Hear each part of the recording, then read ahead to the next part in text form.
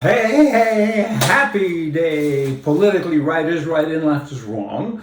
We kind of know that, and I wanted to share something else with you to kind of add to that statement, I guess. If you dream that things will get better, you are asleep. Wake up. Hey, the silent majority, it's our fault for being silent. You know what? The Marxist mob, they're winning, and we now have to yell from the rooftops and kind of make sure that they stand down. Hey, we got to work on that.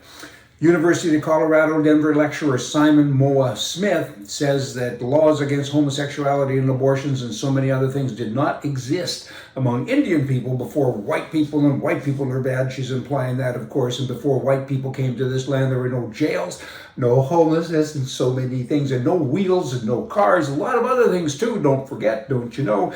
But hey, she says that homosexuality, she kind of sticks with that, topic more than others about how bad white people are because they came along and kind of interfered with things. However, the point that she really missed is that homosexuality is not legal.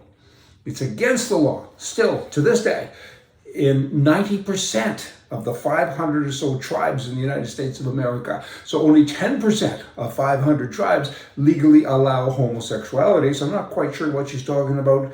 Duh, what is her point? You want to go live in a teepee and I guess she's a woman, go marry a woman or something? Is that what you want to do? Go do it.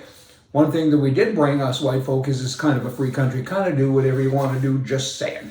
Now, you have in Minnesota, keeping up, a Minnesota legislator says this: I am sick of white Christian people adopting Indian babies. It's genocide. I think that's kind of a stretch, but then eventually goes on to say that it's bad, you're stealing our children, leave them alone. I don't know. I guess in a free country, you can adopt who you want to adopt if the government approves it. But all of these kind of mixed things, I know of quite a few people who have adopted Indian people and it hasn't worked out well. There's never been a happy ending that I'm aware of. So is that because you're mixing the colors? Maybe kind of sort of. That's deep, kind of too deep for me. Love is love, right? And if you can love a child, it's a good thing. I don't know. Just interesting you have a legislator kind of stand, talking like that. If you had a white person standing up saying it's bad and don't adopt Indians anymore, probably would have a different spin on it.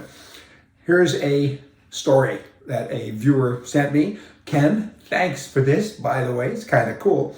The CRA, and that stands for the the tax department, Canadian Revenue something, the CRA. So the CRA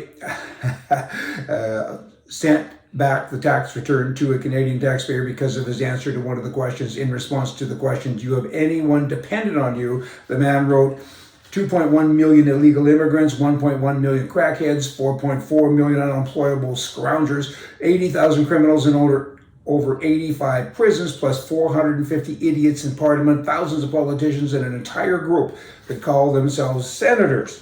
The CRA stated the response he gave was unacceptable. The man's response back to their response was, who did I leave out? Kind of cool, hey? In Alberta, Canada, currently, I'm talking guns now, boomity, boomity, boom, boom. Gary Breikwitz is a good friend of mine, and he's on the board of the CSSA, Canadian Shooting Sports Association. Hi, Gary, I'll see you in a month, I guess, more or less, in London, Ontario, at the annual AGM. Anyway, Gary gave me this little lapel pin, and it's a gun.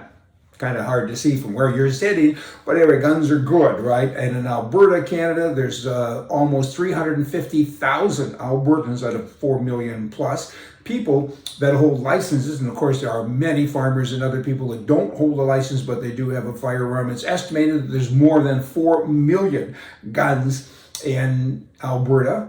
And there are 127 approved shooting ranges, more than 650 related businesses, firearm businesses, and an additional 35,000 more or less Albertans each and every year take the test to get a license federally, right?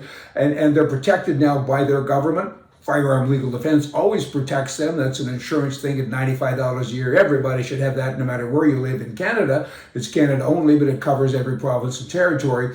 But in Alberta, it's kind of a big thing. So all you Alberta people, good going with that. But the government now in Alberta is saying, we're going to help you. We're not going to let these commies come in and take your assets. And they're working hard to do that. They're kind of trying to skirt around the federal law. I wish they would just come in and say bad laws shouldn't be obeyed and create a new law. They're worried too much about the law. Kind of go with what's right right? Hey, just sharing with you, that's right. Yo, come back. We're going to have more right stuff for you here from the right. See ya.